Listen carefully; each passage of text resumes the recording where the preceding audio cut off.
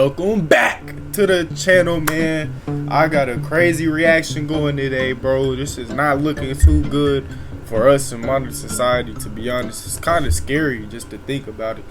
But anyway, serial killers that are still on the loose today. Now look, bro, I've thought about this shit a lot. Like, okay, when there's serial killers out, they're obviously gotta be on the loose. So we'll never know until they get caught, bro. That's just crazy. But anyway, if you new here, man, make sure to hit that sub, hit that like button, man. And roll to 1K, bro. If we can hit 1K subs by the end of this month, I'll take a shave or two. Not end of this month. If we can hit 1K subs by the end of this year, I'll take it off the top, bro. But anyway, let's get right into this shit, bro. Vending machine killer. On April 30th, 1985, a 45-year-old truck driver stopped near a vending machine in Fukuyama, Japan. He was exhausted from work and was looking for an energy drink to help him power through the rest of the day. When he approached the vending machine, however, he noticed something surprising. A bottle of Oranaminsi energy drink was already in the pickup tray. Thinking he'd lucked down on a free drink, the truck driver wasted no time chugging it down. What he didn't know was that this would be the last drink he would ever taste. Instead of the refreshing feeling he was looking for, he felt something horribly wrong with his body.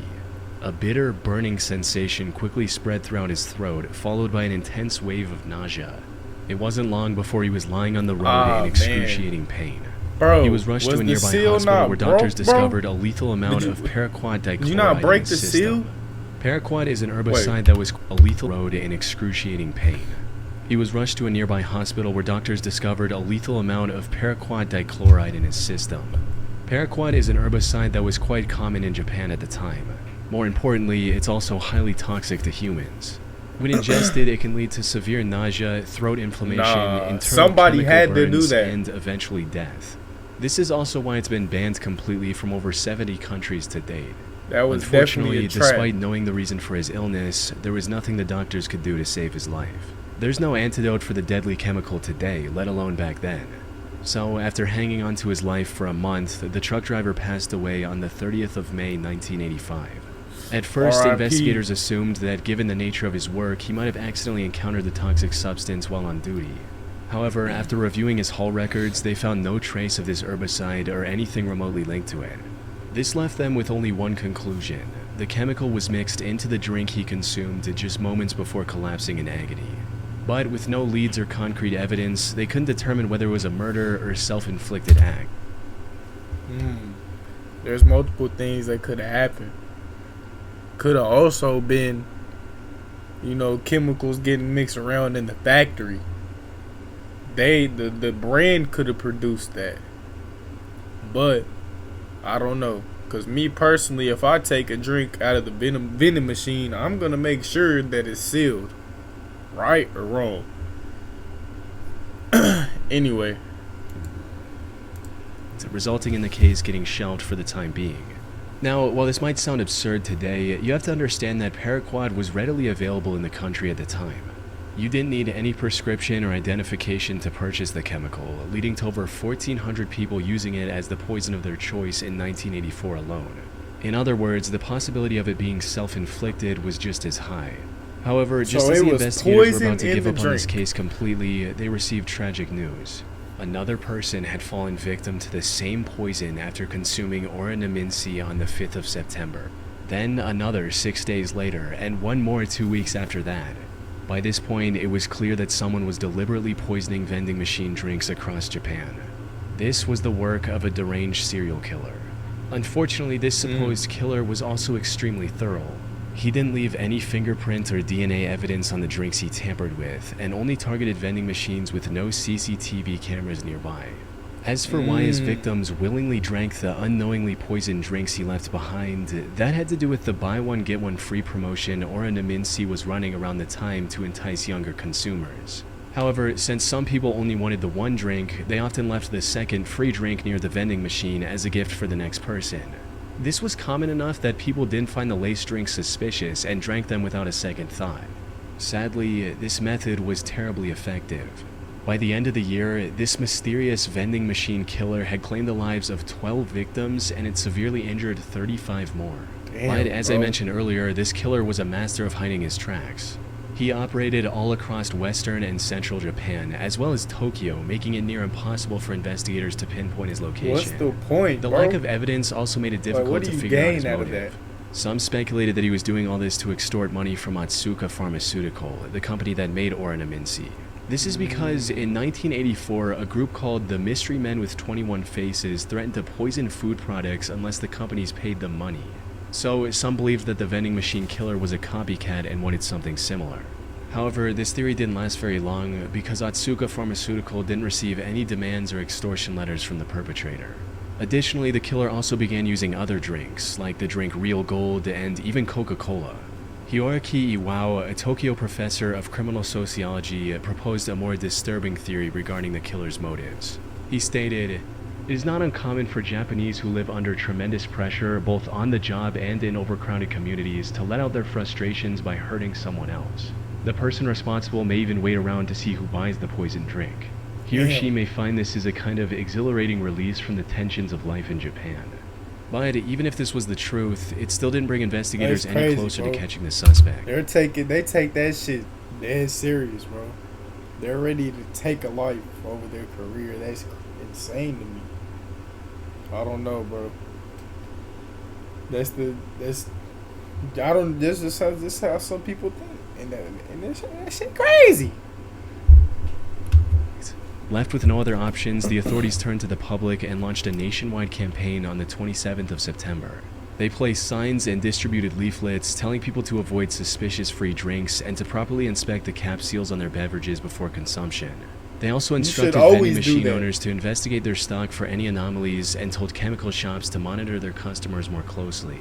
It's unclear how effective this campaign was, as the number of victims kept increasing even after its launch. But then something unexpected happened.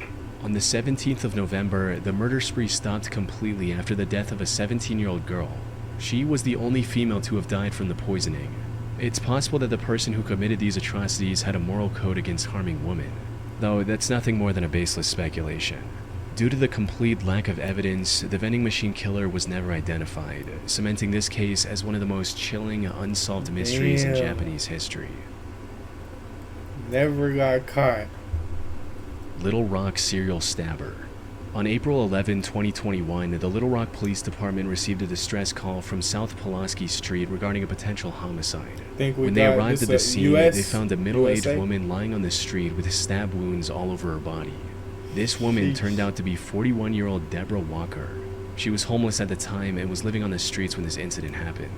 She was quickly taken to the hospital where medical staff discovered that she had been stabbed at least 15 times. Despite lying on the street, bleeding for what may have been hours, she miraculously survived and managed to regain consciousness the same day. Investigators also visited her in the hospital to gather any information she could provide about her attacker. Unfortunately, she was attacked somewhere between 1 and 4 a.m. It was still dark outside, and all that she saw was that her attacker was a tall, African-American male with a slender build. Now, in most other similar cases, such limited information would hardly be enough to generate any leads. But in this instance, the description Deborah provided left the investigators in disbelief. That's because her attacker's profile closely matched the perpetrator of another incident that took place about 8 months earlier in the surrounding area. The victim of that incident was 64-year-old Larry Eugene McChristian. He was living in Little Rock with his daughter Sarah, who was on probation at the time. On the 20th of August 2020, he had a medical emergency and was taken to the hospital in an ambulance. He was discharged from the hospital the next morning. However, when the hospital staff tried to contact Sarah so she could pick him up, she wasn't answering her phone. So they gave Larry the information about a nearby homeless shelter and a bus token to get there. Later that day, Sarah came to the hospital looking for her father, only to learn that he'd been discharged hours ago. She then reached out to the homeless facility Larry was told about, but they didn't know anything about his whereabouts either. The only option she had was to file a missing persons report and wait for the police to find Larry. 2 days later, on the 24th of August, Sarah received the call she was waiting for. Tragically, it wasn't the news she had hoped for. According to the official report, the Little Rock Police Department found Larry's body on South Gaines Street at around 2 a.m. They identified him by the hospital discharge papers he had on him. More importantly, he had multiple stab wounds on his body and was unfortunately already dead by the time the police arrived. His death was declared a homicide, and the investigators began looking for clues almost immediately. This proved quite impossible at first, since there were no witnesses, and there wasn't anything that could be used as evidence at the crime scene. However, after inspecting the surrounding houses, they had a major breakthrough.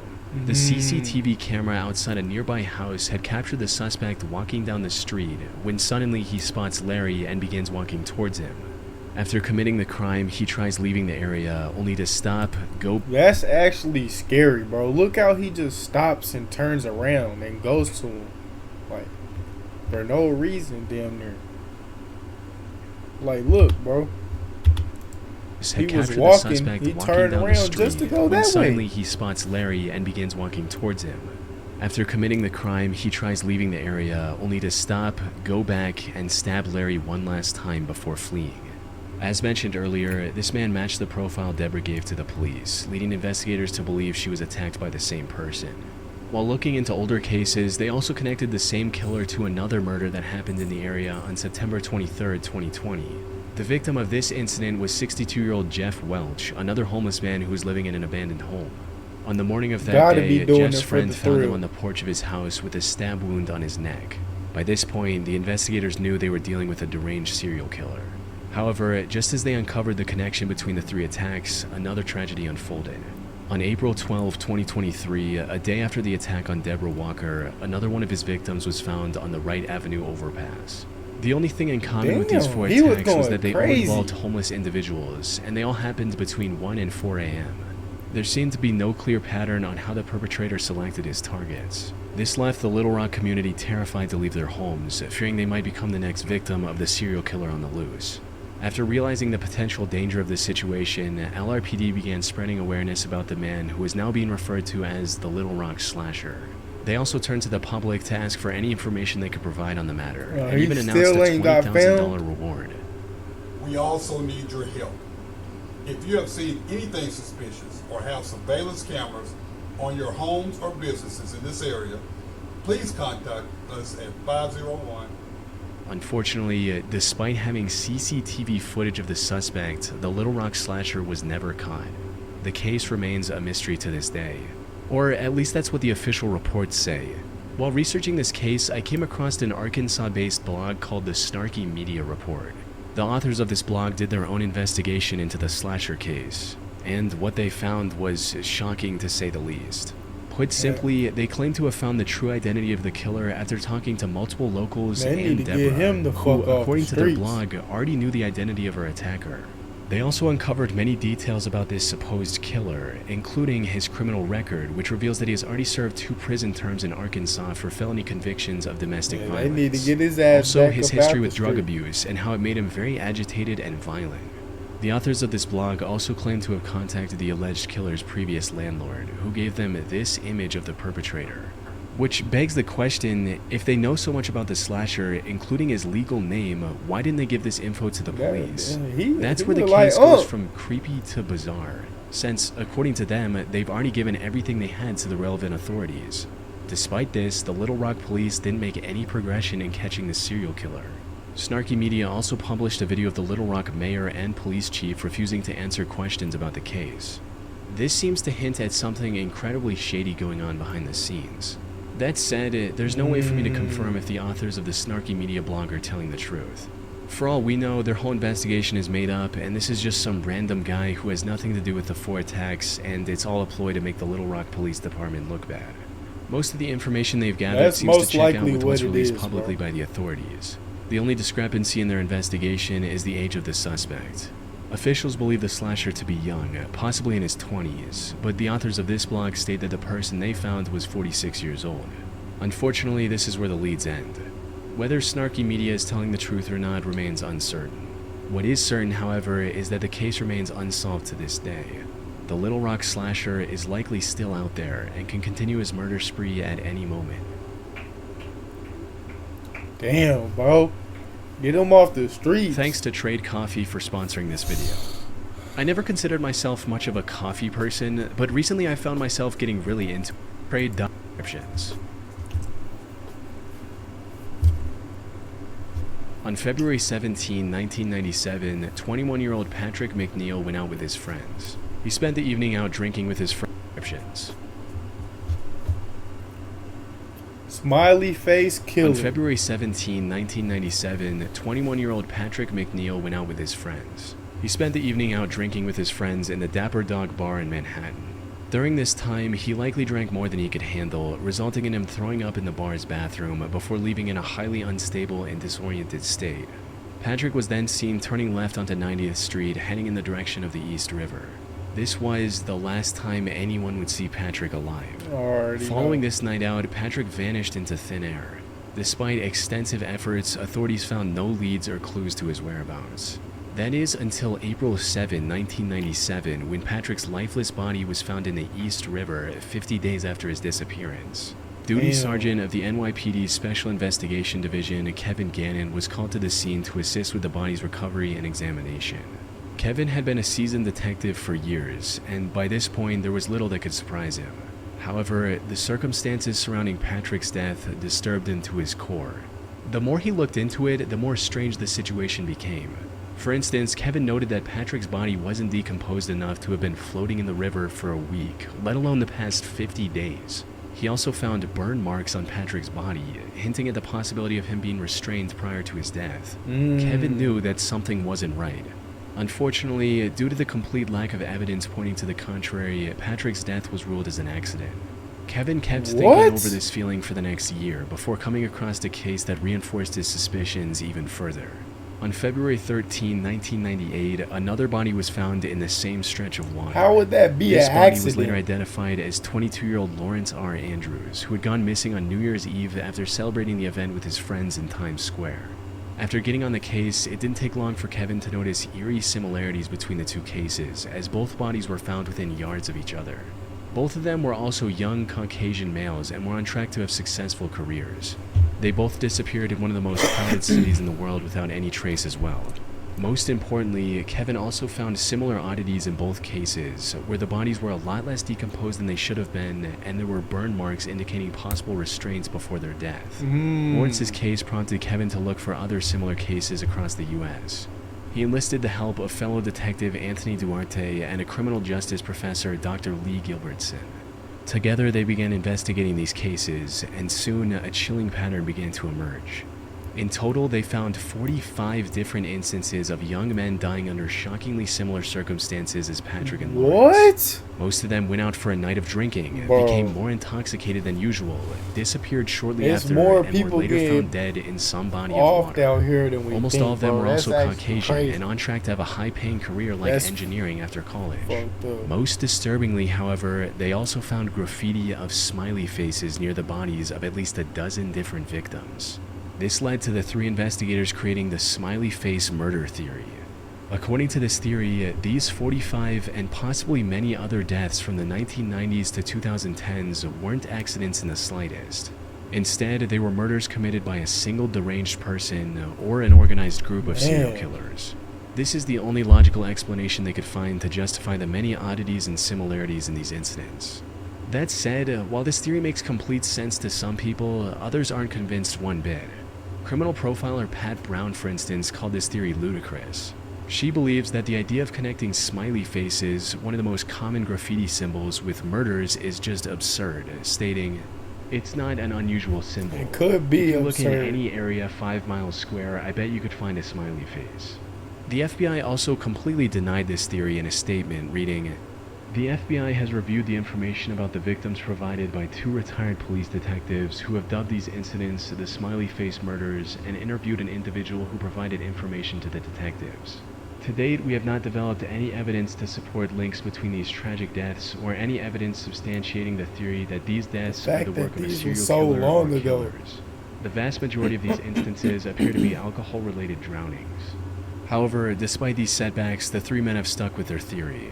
They're still working on finding evidence to back their observations. That said, if their hunch is correct, it would mean one of the most wicked serial killers in American history is still at large today. Damn. I-70 killer. Robin Fuldauer was a 26-year-old Indiana University graduate who was working at an Indianapolis Payless shoe source store near I-70 in 1992. The 8th of April was supposed to be her day off. However, just as she was getting ready to relax at home, the employee who was supposed to man the counter called in sick. Left with no other options, her manager called Robin and told her to cover the shift instead.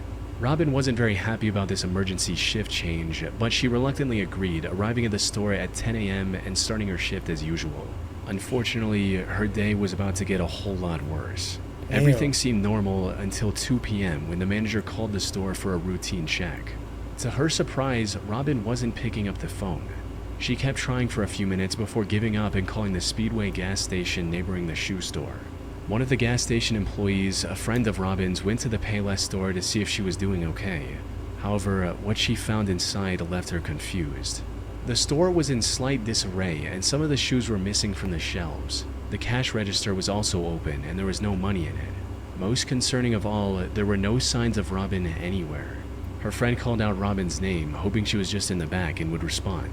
But when she didn't hear anything from Robin after minutes of standing in the store, she became worried and called the police at around 2:20 p.m. The cops arrived within minutes and began searching the store for clues on Robin's whereabouts. And it wasn't long before they made a devastating discovery. They found Robin lying in the store's back office, covered in blood. It was already too late. During questioning, an employee from the store across the street claimed to have seen a strange man loitering around the shoe store a couple hours earlier. According to this employee, the man sat on the curb for about a half hour, rifling through his bag and staring at the Payless store. They then saw the same man a few minutes later trying to hitch a ride back to Interstate 465, which was about a quarter mile from the store's location. Unfortunately, they were too far away to get a good look at the man's face. Given the money stolen from the register, and without any other leads, investigators filed this as nothing more than a robbery gone wrong. However, they couldn't have been more wrong. Because just 3 days later, something similarly tragic happened to 23-year-old Patricia Smith and 32-year-old Patricia Makers. The two were working at a bridal shop in Wichita along I-70. The incident happened a little past their usual closing time as they were waiting for a customer who had a pickup. When they saw a man approaching the store, they assumed that it was the customer. However, this man drew a gun on the two after entering the store, took them to the back, and executed both with shots to the back of their heads. As the killer was leaving the store, he crossed paths with the actual customer the girls were waiting for. Without hesitation, he aimed his gun at the man and ordered him to head to the back of the store. But the customer defied his command and ran, narrowly escaping with his life. He later helped the police draw a sketch of the killer. Unfortunately, the sketch didn't provide much of a breakthrough. By this point, the authorities were certain they were dealing with a serial killer, but despite their efforts, the killer's spree continued. By May 7th, he had taken 3 more victims in small, low-traffic stores along the I-70 highway. By the time investigators managed to compile a few more sketches, the I-70 killer stopped his quest and went into hiding. That is until 1993, when he claimed 3 more victims along I-35 in Texas. He tried to hide his identity by changing his weapon, scary, but bro. the investigators were quick to notice the similarities. One of his victims, Vicky Webb, also managed to miraculously survive after getting shot in the neck. If he were ever caught, Vicky's testimony would have been crucial in bringing him to justice. Though the I-70 killer was never found, and the case went cold for nearly 3 decades. However, then, in 2021, investigators released CCTV footage of a murder that happened in 2001. The suspect in this footage looks strikingly similar to the I-70 killer sketches, potentially giving authorities the lead they need to finally catch him. It's likely only a matter of time before he runs out of places to hide and is captured. But for now, he's still out there, evading police and leaving the case unresolved. We can only hope he doesn't take any more victims in the meantime. That's scary, bro. That's scary as fuck. Man, that's crazy to think that we still got no, like, cold-blooded life takers just still walking around our everyday life, bro.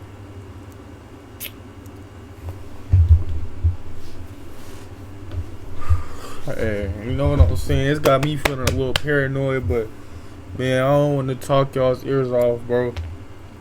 I appreciate you for tuning in. It was a W-ass video, man. And look, like I said, hit that sub, hit that like. Till then, bro, I'ma catch y'all.